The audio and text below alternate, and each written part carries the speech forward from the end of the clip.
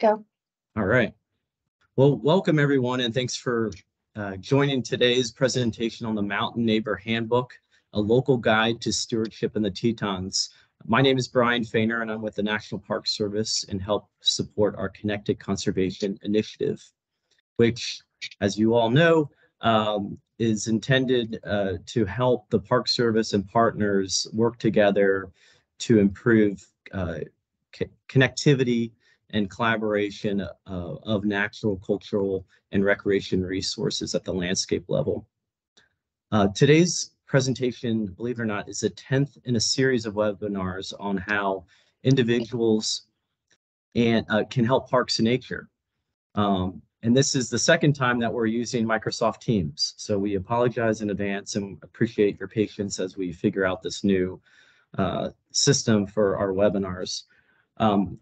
You'll see that there's a chat function and there's a link in the chat for closed captioning if you need that or would like to have that.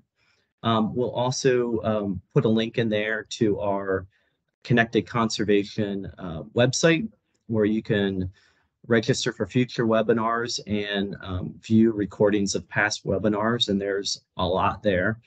So I encourage you to take a look when you get a chance. I'm also here soon going to put a link to the Mountain Neighbor Handbook itself, which we'll be talking about, of course, today at length. If you have questions, I encourage you to save those until the presentation portion of the webinar is over. We'll then take a look at the chat to see what questions folks have submitted there. Lastly, as a reminder, our webinars are open to the public, so we encourage you to forward future webinar announcements and letting your colleagues know about future webinars and our website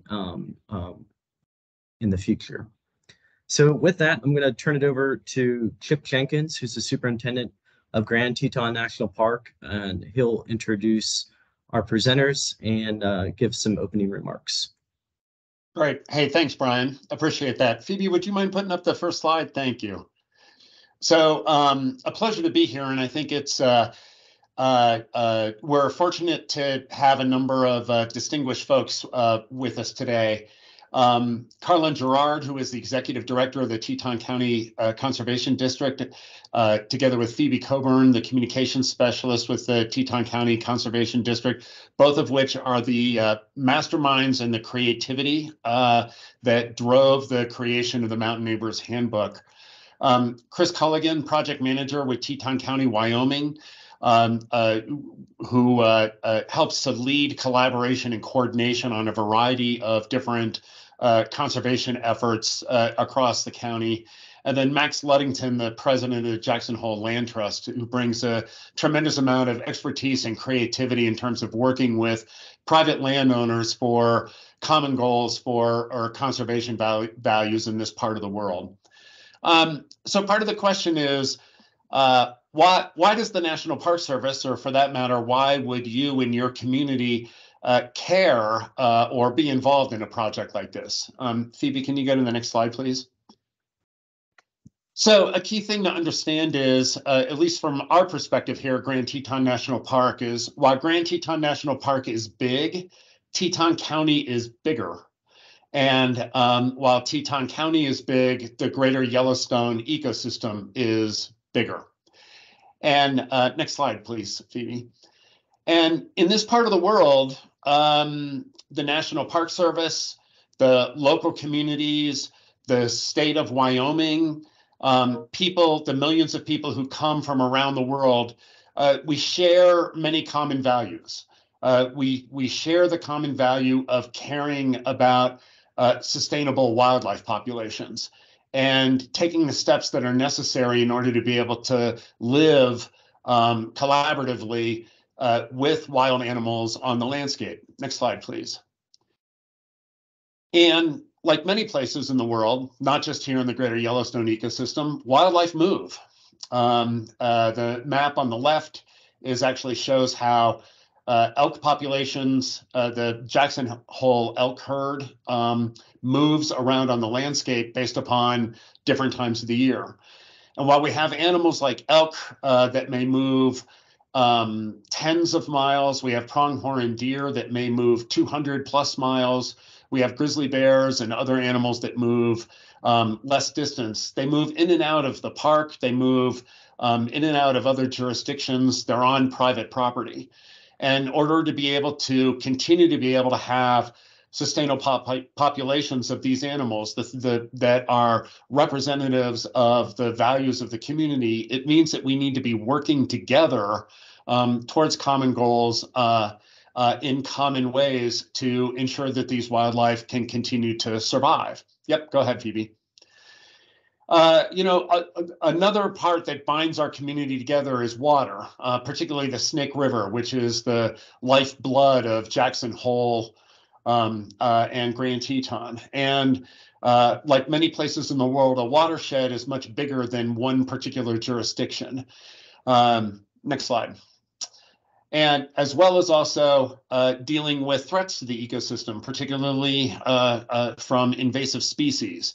Again, invasive species they don't know jurisdictions or boundaries, and to deal with these effectively, we need to be working collaboratively across boundaries. Next slide.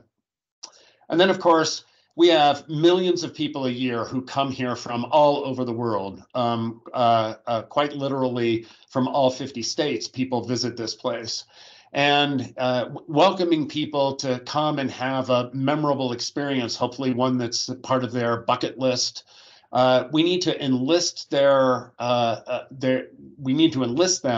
to be responsible stewards while they're here, to be able to work in concert with those of us who live here, those of us who work here as managers, to be able to care for the place while they're here for their visit, whether their visit is a matter of hours, days, weeks, or months. And so all of this, when Carlin approached the Park Service as well as other folks in the community about doing a project together where we could articulate not only our common values, but also the concrete and specific steps that people could be taking in order to be able to act on those values, to work in concert to try to preserve and protect this place. We in the National Park Service were count us in. And not only that, but once we saw the final product, we actually thought that this is a best practice, something that that we believe that people in other communities would benefit from learning from. And so thanks to Brian for inviting us to come on here to be able to talk with you today about the value that we see in terms of doing this project, what it took in terms of putting it together. And then probably the best part of the presentation is going to be when you are able to submit questions that any one of the panelists are able to take. So that's it for me, and I will turn it over to Carlin. Well, thank you, Chip, for that introduction. Eric, can you hear me? Thanks. I'm Carlin Gerard with the Teton Conservation District, and I wanted to say thank you as well, but in a little bit of a roundabout way. First, by introducing the Conservation District here and what we are. The Conservation District, Teton Conservation District, is a county-scale natural resource agency, and we work mainly across private lands, but certainly in the park and national forests that surround us as well, focused on all sorts of natural resource conservation strategies, priorities. The reason why I wanted to introduce who we are is because we truly are a small entity, small staff. We have a board, but it's local and locally elected. And the reason why I wanted to bring that up is because I wanted to start with a real thank you to Chip and the National Park Service for providing a platform to really elevate this project. I really felt like it was worth starting with a shout out to the ability for a national park to really elevate a locally led project. We do not have the outreach strength compared with that of the National Park Service, and it means a lot. And so in this forum especially, I really wanted to encourage other agency folks to double down instead of shy away from the strength that a national park brings from an outreach and capacity potential standpoint, compared with some of the smaller local entities that are maybe down on the ground more often in the private lands, but nowhere near the outreach potential. So I just really wanted to make sure to say thank you. I'm also here to introduce briefly why we launched this project. And I want to start with, we regularly get feedback from local residents. We're a conduit for input. And one of those relatively loud voices is local long-term residents here. And in the last couple of years in particular, we have heard resoundingly a concern from those residents regarding new residents coming in and how they're changing the landscape, changing the community that they're entering. And that got us thinking. In particular, we heard stories about residents that were clearing vegetation, native vegetation on their property, and trying to replace it with, for instance, sod and grass, where there really wasn't potential in their local water system to even support a lawn of that scale. But simultaneous to those complaints from long-term residents talking about the issues that they were seeing in their neighborhoods, we were also seeing these new residents coming in. And oftentimes these new residents were coming in with a very open mind, and they were coming in asking about opportunities to be better stewards on their property, to participate as stewards in the natural resource community. And we saw a really wide open door, address these concerns that there's a changing community, but also take advantage of this opportunity of new residents who are moving here, trying to engage in this rural community that has a really strong natural resource stewardship piece. And so the Mountain Neighbor Handbook came about. Excuse me. And in launching this project, I think we've really learned that this is not a topic unique to Teton County, Wyoming. And in fact, we've now spoken with close to a dozen different communities who are looking to engage in a very similar type of effort after seeing this handbook, because what the pandemic really did was move a lot of people into rural communities. And in a lot of cases, there's both the concern and the interest. And this is an example of a way to couple that energy and hopefully turn it into something productive. And so to talk more about how that was completed, I'm going to turn this over to Phoebe Coburn, who truly is the energy and spark behind this project. And she'll be talking much more about the details. Thanks. Thanks, Carlin. I actually can't see any of you. Could someone give me a verbal confirmation you can hear me, see me? You're good. Okay, great. Can hear you and Thanks. see your screen. Okay, great. I can't see you, so I can't tell if you can hear me or not. That's great. Thank you. Thanks for the introduction, Carlin, and big thank you to Chip and everybody at Grand Teton National Park for partnering with us on this project, and also thanks to Brian for inviting us to be here today. I'm really looking forward to sharing with all of you our process for creating this handbook. I'm going to start by talking about the partnership. Oops, here, let me see if I can change my slide. 1 second. I'm going to start by talking about the partnership and leadership behind this project, because really the core of this project, the heart of this project, was all about partnership. There were more than 40 total partners that contributed to this project, and roughly 60 individuals, I would say, had a direct hand in creating the content.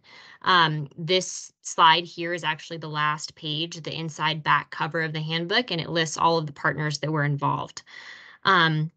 Because there were so many partners involved, it feels to me like this resource has really become a community-owned document, and the collaborative nature of it really built a lot of momentum for the project.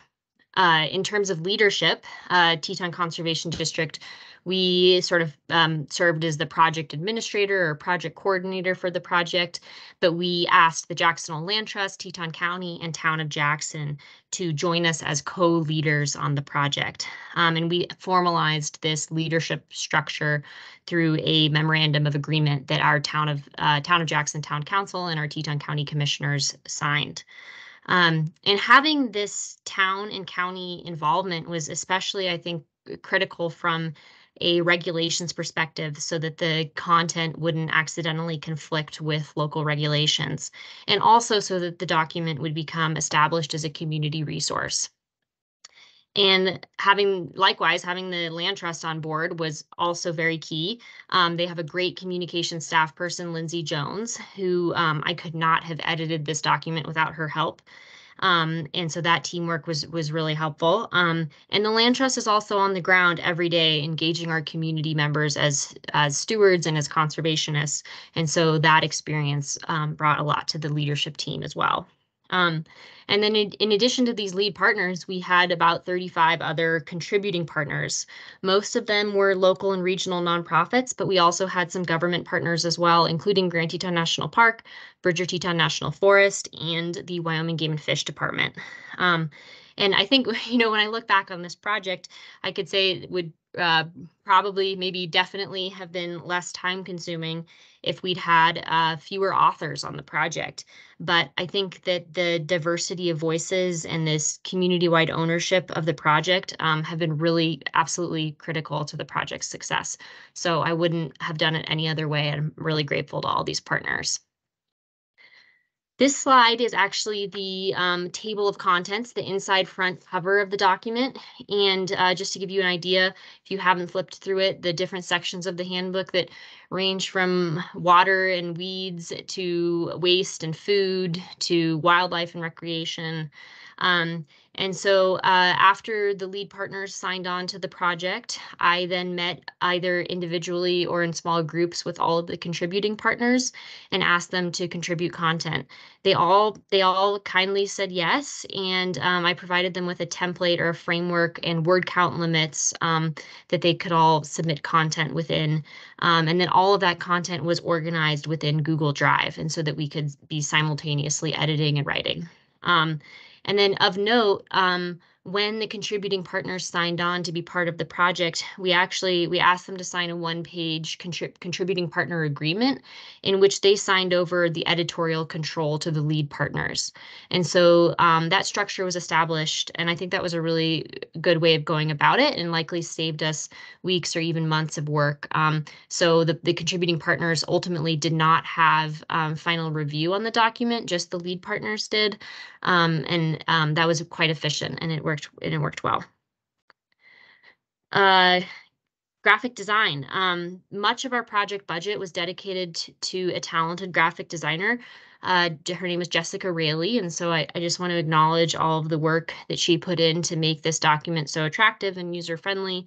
And she just did a really wonderful job of bringing the project to life. What you see on the screen here is actually one of the earliest drafts of a style board that Jessica submitted to us. And so this might just give you an idea of where the design process started and then where it ended up. We also contracted a copy editor, which I would highly recommend if you're ever doing a project like this. It really helped polish the document. This is not a great photo. Sorry about that, but just wanted to give you a sense of what the hard copy of the handbook looks like. Each page is about, it's 9 by 12 paper, and it's printed on sort of a thicker cardstock, and it's available also digitally at mountainneighbor.org if you have checked it out there. And so in addition to the digital version, we printed about 4,000 copies last fall. And then just recently we did another print run. We ran out of those 4,000. We just did another print run of another 1,000 copies. And 2,800 of those copies were directly mailed to every property in Teton County that has changed ownership from roughly the start of 2018 through 2022. So that was a really great strategy for reaching one of our target audiences of newer residents to Teton County. We also distributed about 700 copies to the Teton Board of Realtors, and their partnership on this project has been key as well at reaching newer residents in Teton County. And they also financially supported the project, which we're grateful for. And the heart of the project really is the print version, and that was sort of a difficult decision whether to prioritize print or digital. And we decided to go with print, and I think it's helped the project stand out against all of the digital media out there these days. And I think also choosing the thicker cardstock helped as well. It doesn't feel like something when it's in your hands, it's a little bit heavy. It doesn't feel like something you should maybe throw away or recycle right away. And so I think that, we didn't want it to feel disposable. We wanted it to feel like something that people would hold on to and maybe share with their friends and neighbors. Carlin, as Carlin has said, we've talked with, we've of course sort of lost track, but maybe a dozen or so different towns around the Rocky Mountains and beyond that are interested in pursuing a similar project in their communities. And one of the first questions I always get is, what did the timeline for the project look like? So I sort of wanted to outline that for you here. It really began sort of back in late fall 2021 when Carlin and I began presenting to the Teton County Board of County Commissioners and the Town of Jackson Town Council and began asking them for their support for this project. And then by January, all of the lead partners had formally signed on to the project through a memorandum of agreement. And then that's when the project began in earnest, and we started meeting to develop a project plan. And we created an outline of all of the headings and subheadings of the document. And then from there, I started inviting contributing partners to meetings, and then they began submitting content to me from sort of staggered deadlines spanning from February through April. We also put out the graphic design request for qualifications during this time and selected a graphic designer. And then by May, I handed over all the content to Jessica. And she sort of carried the project through the summer, and we had multiple rounds of edits and feedback. I think of note, in addition to the lead partners being given the opportunity to review some of those final drafts, I also opened up final feedback to Grand Teton National Park, Bridger Teton National Forest, and Wyoming Game and Fish Department. As those government entities, they were allowed a little bit more oversight over the project. And that was, I think, a good decision. It brought a lot of strength to the project. We also put out the printing to bid, so that began in August sometime, and then we had copies, hard copies, at our office in early November. I really hope that this is not the end of this project. I think there's a lot more to do with it. Sort of on my radar for the future, I've been thinking a lot about a Spanish translation recently, which would be a great next step. So we're in the process of exploring how much that would cost and if it's feasible to do a Spanish translation sometime in the next year. Also working on direct outreach to property management companies. And we're in the early stages of developing an ambassador program in which we're inviting higher profile community members to sign on to the project as ambassadors. We're also developing a blog, and the blog I'm hoping is going to be centered actually on parts of the handbook that got left out. We had to make a lot of cuts. Not everything could fit in the 52 pages. And so I want that blog to be centered on things that we left out or things that need more context. And then another sub goal of that blog is one day, 5 years, 10 years, whatever it is down the road, we'll likely have to do a second edition of this book. And having that blog to draw content from, I think will be really helpful if we do a second edition. So thanks so much. I will hand it off to Chris Colligan with Teton County, who is instrumental in this project. Thanks, Chris. Thanks, Phoebe. Can everybody hear me? Yes. Thank you. If you could go to the next slide, Phoebe. And first, I just want to start with how this project would have been possible without Phoebe Coburn. And she's very humble in her presentation, but this project truly, from start to finish, was driven by her leadership and talent in this. And so, yeah, we wouldn't be here discussing this if it wasn't for Phoebe and also Lindsay at the Land Trust. So appreciate all their efforts. And the Teton Conservation District was really poised to be in the position to pull this together. And part of that is they receive a lot of requests. One of the things that they do is they put out local grants to NGOs and government folks to apply for, and a lot of applications come in for community outreach and efforts to educate around natural resources here in our community. I know because I've probably submitted half a dozen of these over the years. And they always start out the same way. They want to have a brochure and a web page. And I think over the years and kind of the recognition of the need for something bigger around how we interact with natural resources here in our local community for both visitors and residents alike.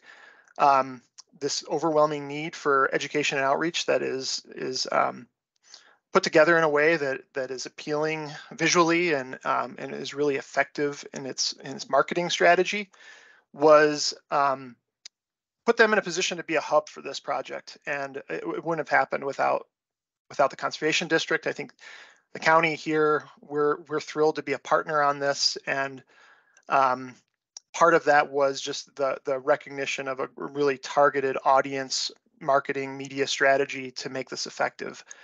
But so maybe taking a step back, why is a project like this important to local county government and our role in this? And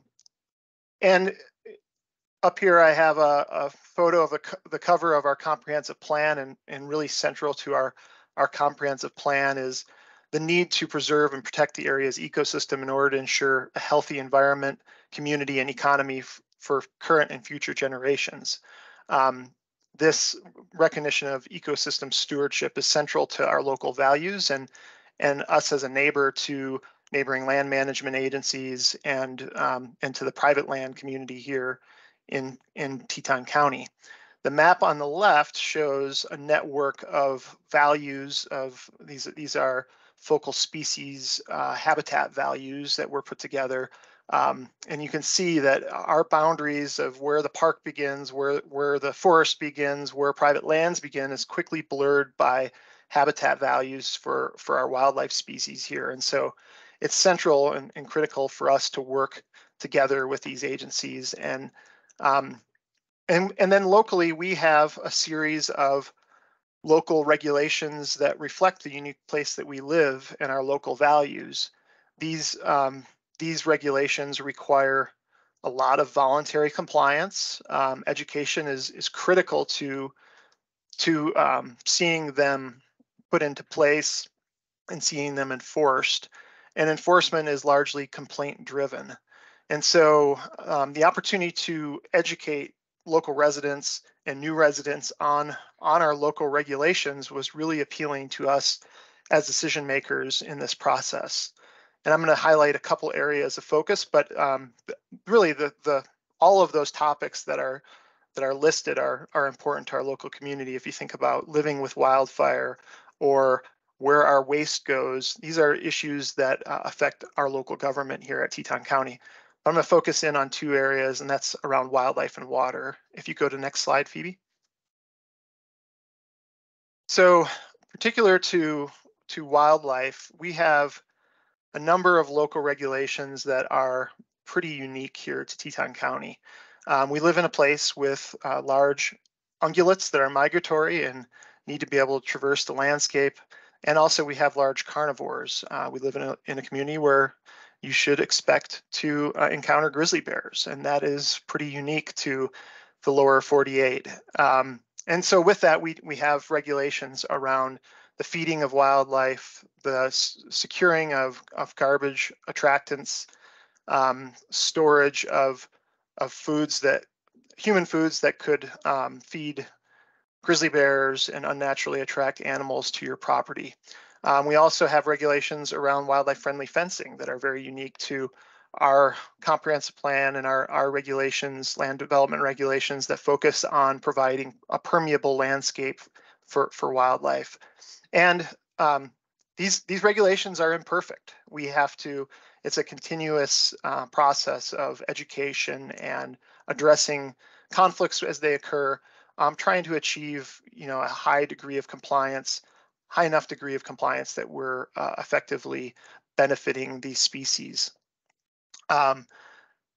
We have regulations around dark skies initiatives. We have issues with wildlife on our roadways, and those are things that are not really unique to Teton County, but the opportunity to educate on these topics fits really well with other programs and other efforts that we have in the community around trying to improve the way we're living with wildlife.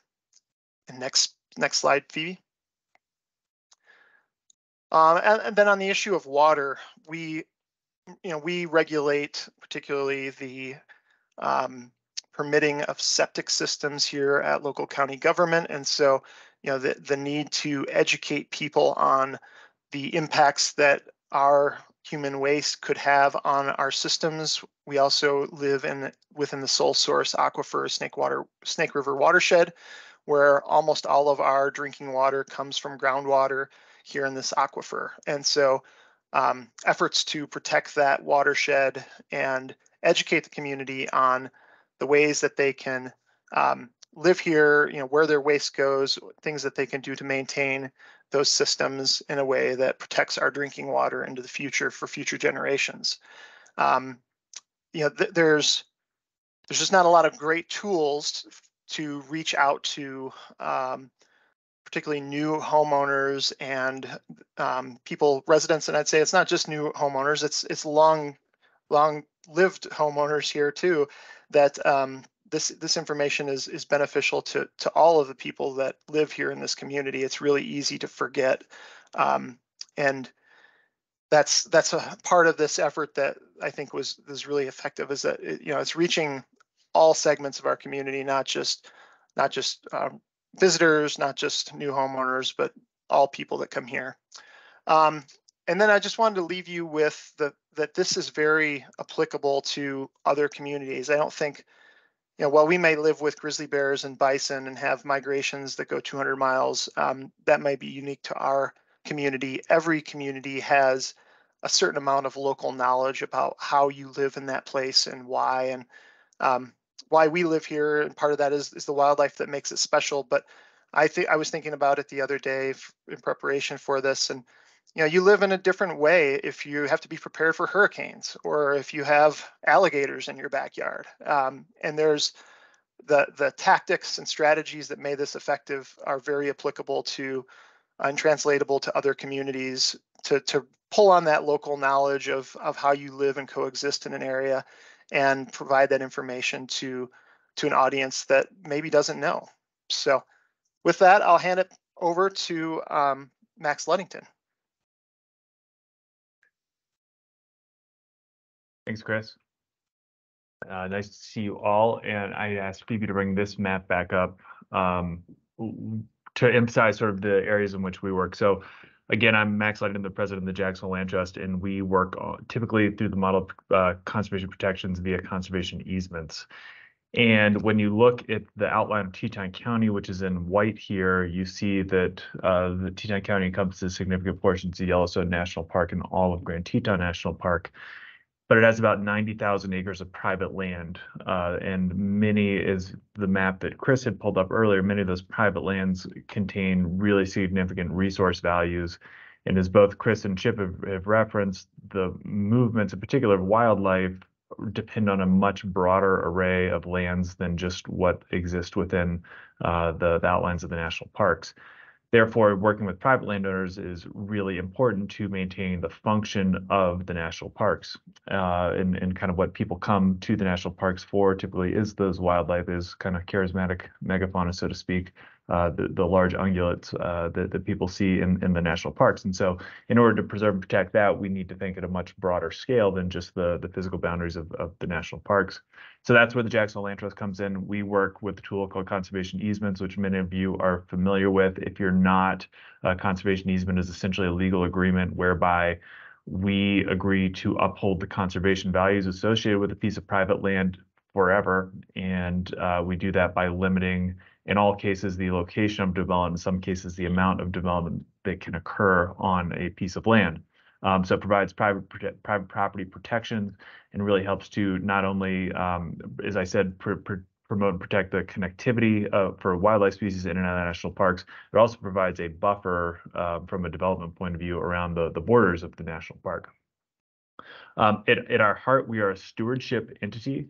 The conservation easement essentially ensures that some base level of stewardship occurs on a property by restricting development.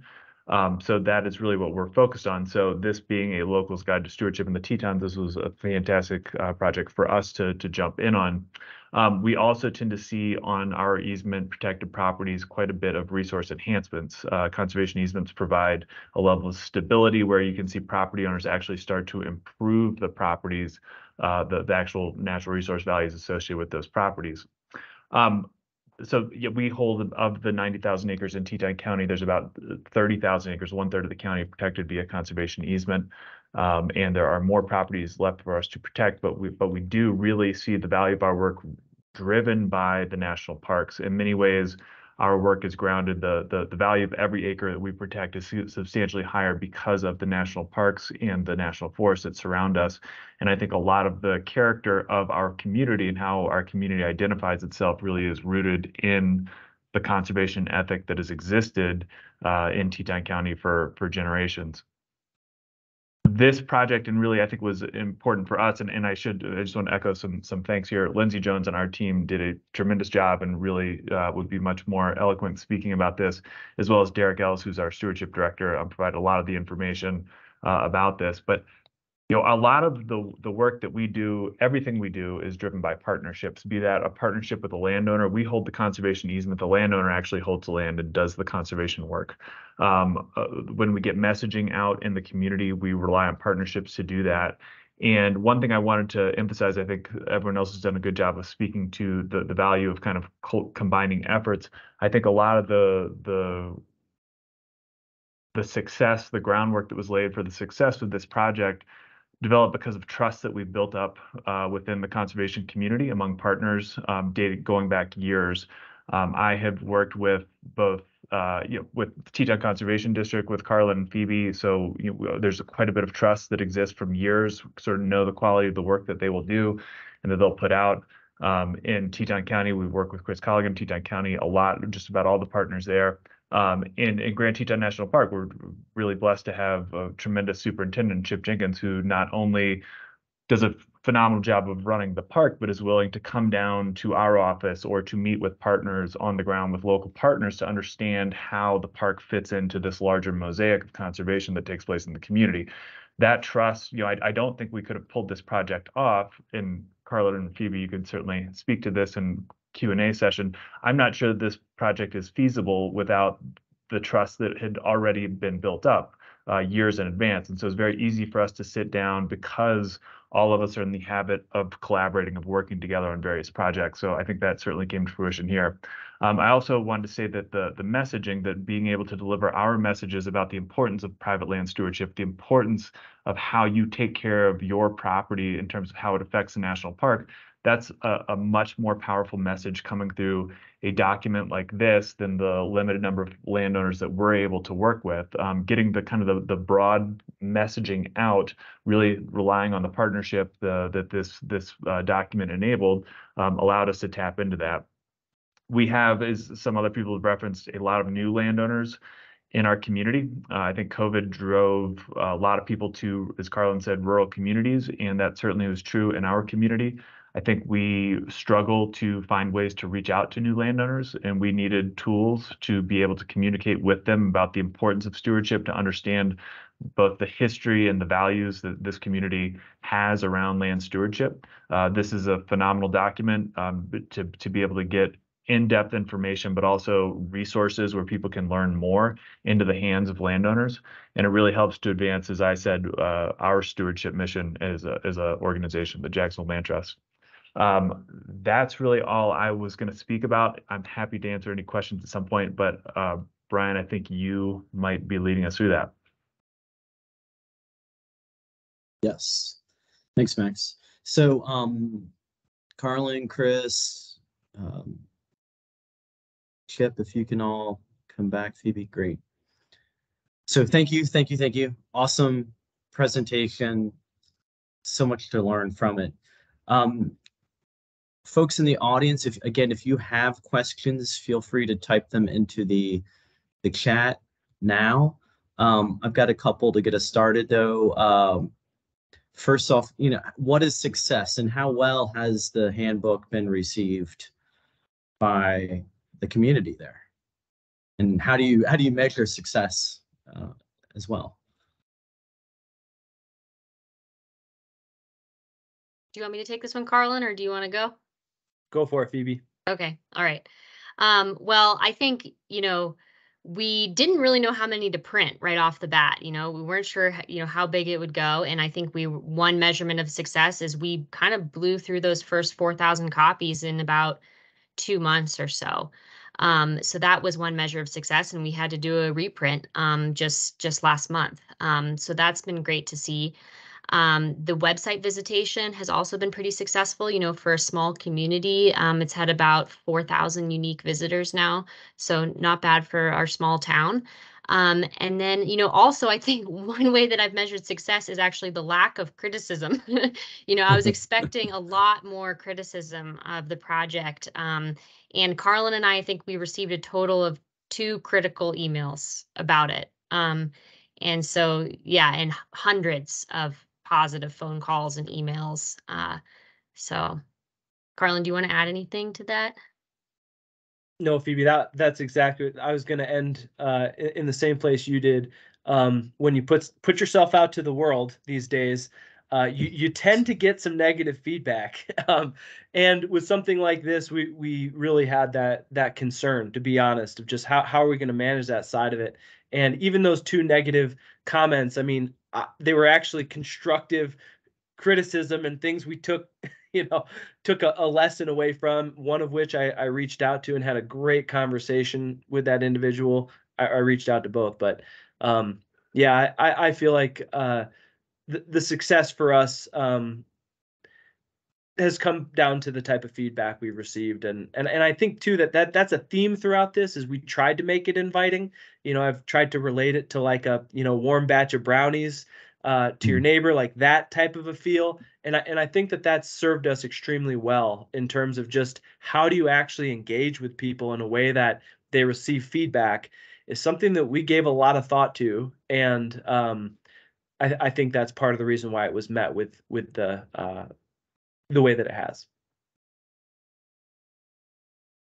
Hey, Carlin and Phoebe, maybe one thing to add to that is it's so far has been fairly long lived, and it keeps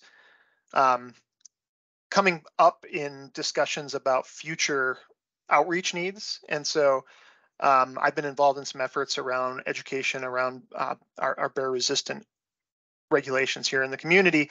And we say, well, now let's point people to the Mountain Neighbor Handbook.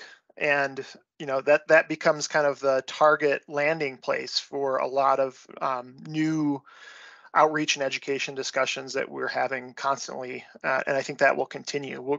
We'll continue to point people to that in our future efforts. Great. Going back to the presentation too, maybe it was a comment from you, Carlin. The role of I think Max actually, the role of the feds, I mean, the Park Service and the Forest Service, how important, obviously they're a neighbor to the community, they're part of the county.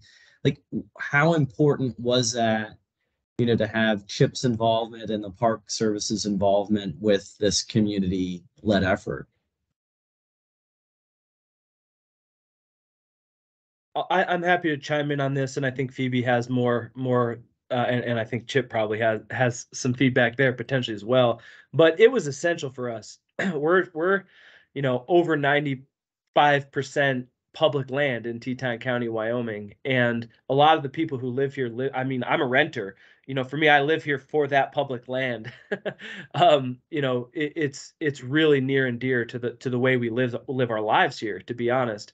But also, there's just so many fantastic experts regarding natural resource topics in the Park Service, in the Forest Service here. And so we did rely really heavily, and they provide, and we did open that editorial feedback just to them, not to all partners. We wouldn't have been able to handle it with all partners, but there's just so much expertise in those industries, and that carried all the way through to marketing, distribution. Platforms like this and others really aren't available to local conservation districts. And so I'd say it was really important.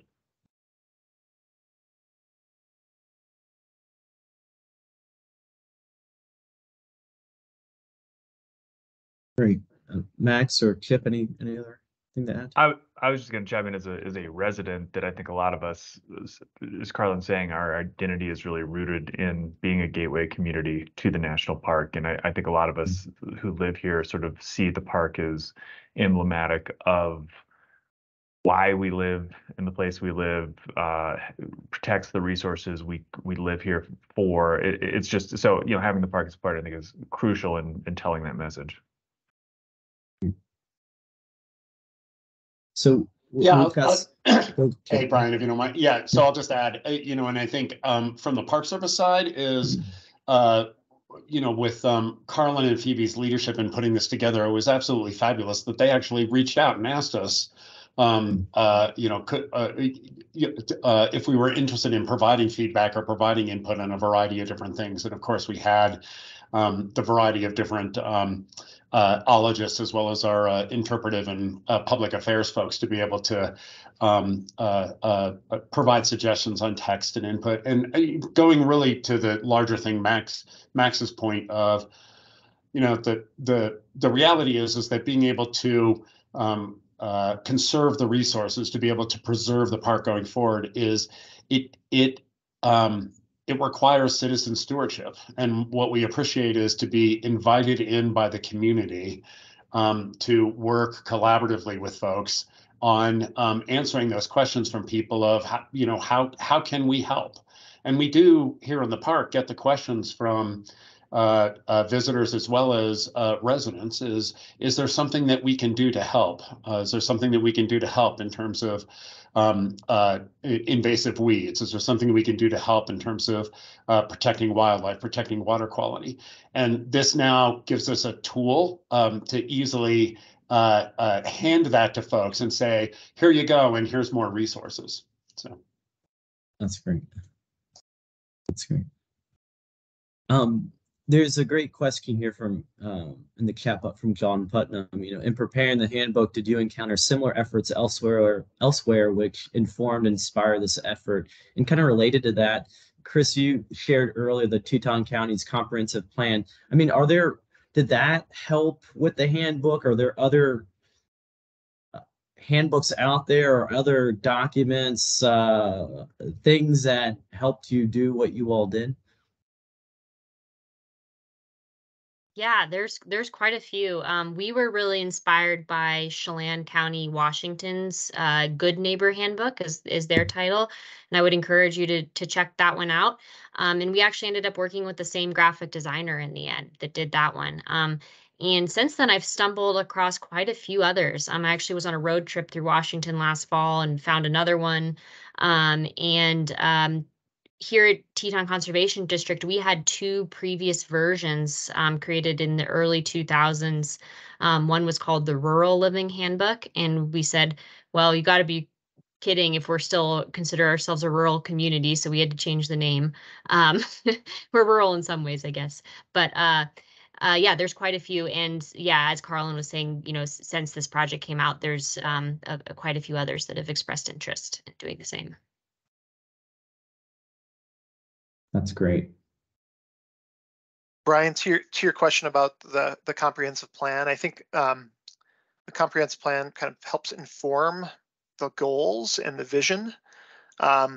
This document, I think, is more the practical day-to-day stuff that people can do that sometimes you don't even think about, that you overlook.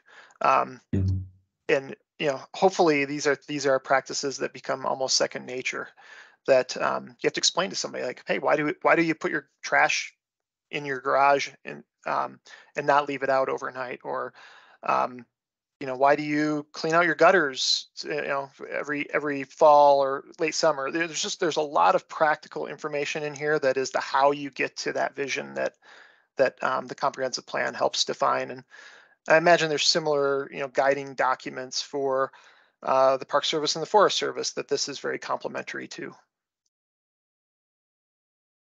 And if I may just add one piece, I guess, to this, which is that I think there's lots of examples of similar literature, to be perfectly honest, all over the place. And it brings up the question of, like, what is the right scale?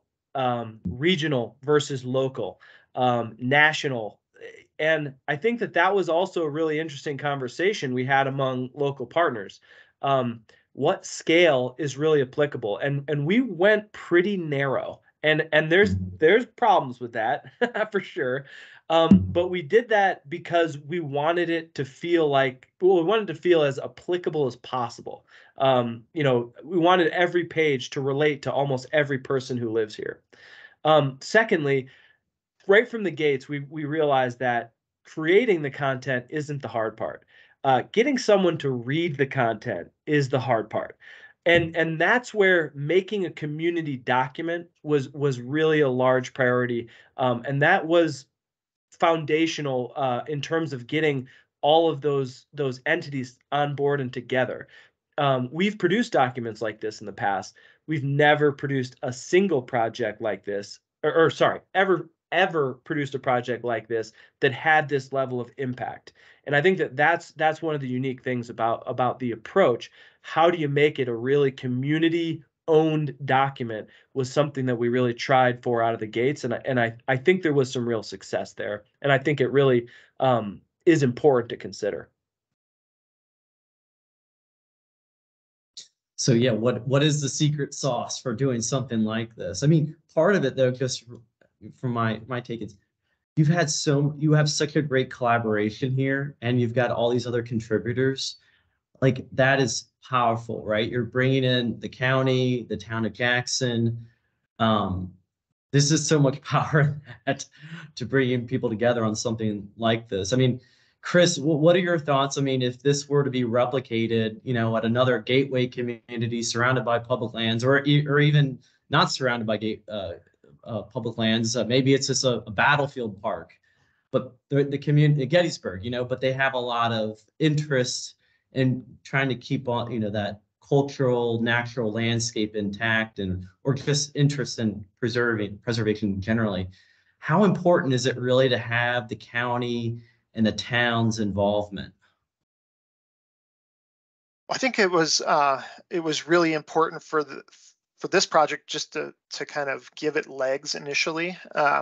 We served as both the content partner, but also as a funding partner in those early discussions. And so, I think it's very transferable to other communities, different issues, right? Different needs, different local visions of how you work with your partner agency, park representative, or whomever. But I think it's really transferable, and I think that other communities would be eager to work with their Park Service representatives or other land management agencies to replicate something like this, because it is a challenge to have this kind of targeted outreach. And what I think made it really successful was the outreach effort was different than anything else that we really had tried here. Going after the realtors and new homeowners, and it's a very targeted approach. Probably higher cost per effort. And so there's different ways to look at that and gauge success, but very effective, and I think transferable to a lot of other communities. I'm again thinking about the secret sauce. I mean, Chip, I understand that the Grand Teton National Park Foundation helped support it and paid for the publication of some additional handbooks. Can you speak to that and just kind of generally, how this could be such a great, tool for extending the benefits of parks and, working with communities, all that? They did fund the an additional print run, but I think straight up, the secret sauce, Phoebe and Carlin. I mean, that you have really. I mean, that what you have is you have local on the ground leaders that are in other organizations looking how to try to be of service to the community and trying to meet what they see as emerging needs, and that they're willing to be able to. I think part of the secret sauce is, rather than thinking about, hey, I've got this project and I'm going to hold it myself and try to do it myself, they were open. They were, hey, is anybody interested in joining us? And as I think one of them alluded to, in many respects, that's like 1,000% more work. Trying to get 40 organizations together to try to do something in common is really hard. And it's often easier for the organization to kind of, hey, I've got this idea, I'm going to do it by myself and, hope it lands. And the fact that they were, they had, they were committed to that extra time and effort to be able to do that. I'll point out one thing. We have here in the county, we have monthly. We have we get together for breakfast, right? Carlin and Forest Service Supervisor, Refuge Manager, myself, County Commissioner, Carlin from the Conservation District, other or Game and Fish, other organizations, and we sit down and we just have breakfast together to have conversations. And this is actually where Carlin, he's like, hey, I'm thinking about this idea. And would that be of interest to you guys? And, it was like, oh my gosh, what a great idea. How can we help? Right. So it's that being a part of a community that then leads to community-based solutions. Makes a lot of sense. Max, what are your thoughts too? Again, just more generally, broadly, if other communities were to do something like this, how important, or what are the value, the benefits for a land trust to engage in an initiative like this? Yeah, I think the way I always try to emphasize our work is, or one of the important parts is, you don't have to have a conservation easement on your property to be a good conservation landowner, to be a good steward of the land. A conservation easement is a legal agreement that helps to do that. But as I said, and I think every land trust you would talk to, our mission really is rooted in effective stewardship of the land. Having public land partners is critical for that, but really how you have private lands and private stewards being surrounded by good stewards of the land, conservation easements or not, is really important. The resources we are looking to protect only exist because they have been successfully stewarded and thoughtfully stewarded for however long. So I think it behooves us, as it would behoove any land trust you would speak to try to promote meaningful stewardship of the private lands without conservation easements. It will make them that much more valuable when you get to a point where you might be able to protect them with a conservation easement. So a lot of I think we don't have necessarily the capacity to do a lot of that stewardship, and it can be difficult to do it, but getting the messaging out to private landowners to know, here's what successful stewardship looks like, and be able to show people. And this handbook really, as Carlin said, in a very applicable, locally relevant way, says here are specific things you should be doing. Here's how you have a fire-safe house. Here's how you responsibly use water in your landscaping or not. It's got a lot of really deeply relevant content that promotes successful and responsible stewardship of private lands. And I think for any land trust, that messaging is really key, and it can be a struggle to get that messaging out beyond the core group of people that already follow what we're saying. Or, as I said, new residents moving to an area, it can be really difficult to carry that message to somebody who's not used to living in a rural landscape, who's not used to taking care of 80-acre piece of property. It can be a real challenge. And so providing tangible information to them in a concrete, and concise manner that this handbook does is really important. So I think for us as a land trust, that's really important, and just carrying forward that stewardship ethic. It's great. Well, thank you so much, Chip, Chris, Max, Phoebe, Carlin, for an awesome presentation and to sharing this project and initiative. It's just so amazing. And Chip, thanks again for reaching out, because yeah, this is like one of those aha like models where it's like, oh my goodness, there's so much potential. I could see this in all these different places, gateway communities, and getting a community on a similar shared value, vision, getting involvement from feds and states and everyone. But like you also, so many of you said, having someone like Phoebe really behind the scenes doing the work is like, right? Coordinators and facilitators don't get the love and attention that they deserve. So thank you, Phoebe. No, seriously, I mean, thank you. Like I think everyone agrees, like things like this don't happen without people doing the grunt work. And so thank you for doing that and providing us with the opportunity to talk about it, because it's amazing. I couldn't have done it without everybody else. So thanks to everyone, and thanks for your kind words, Brian. Of course, of course. But you got to plan for this, right? If we're going to replicate this in other places, you've got to plan to have, right, someone like Phoebe and other coordinators, right? And anybody, like, please feel free to reach out to me if you want to chat more about the project anytime. Thank you. Yeah. All right. Thanks again, everyone. Have a great rest of your week. Thank you all. And we're going to have everybody. also, real quick, we'll have this recorded. We're going to post it to our website. We did have some technical difficulties, as some of you are aware. We're going to post it again to our external website, as well as our internal Park Service Toolkit for C2. So we'll share this recording far and wide. So thank you again. Thanks for the opportunity, Brian. Take care.